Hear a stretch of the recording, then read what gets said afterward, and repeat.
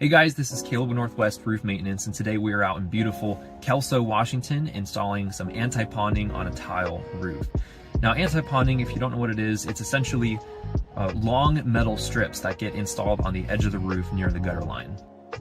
As good and as strong as roofs are when they're tile, it's really common to see that one of the first things to go is the felt when it's near the gutter line.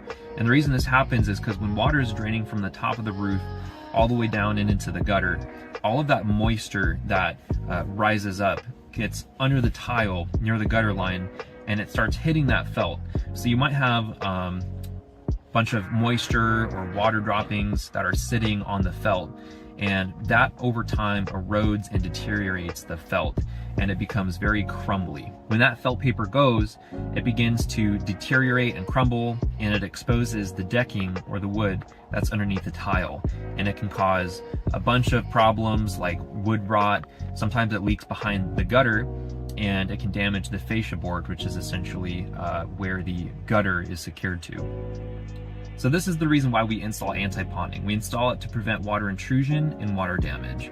When that water decides to go transition from the tile roof into the gutter, instead of that moisture and those water droppings wicking up the tile, instead of finding its way to that felt paper, it hits the anti-ponding metal and it gets drained right back into the gutter.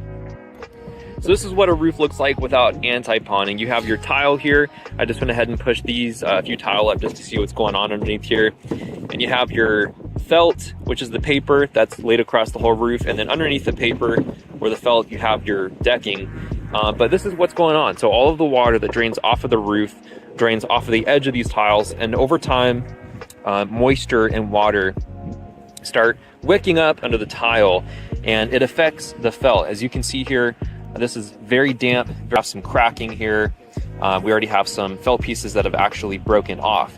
So the anti-ponding that we install, essentially what's going to happen is we are going to lift this felt up, and this anti-ponding gets slipped up the felt. So it lays flat on the roof, and that little tiny bend is going to bend over this fascia board right here. So it comes down and bends over, and then all that water that's rolling down the roof, once it starts wicking up the tile, it's going to hit that anti-ponding and it gets redirected to the gutter.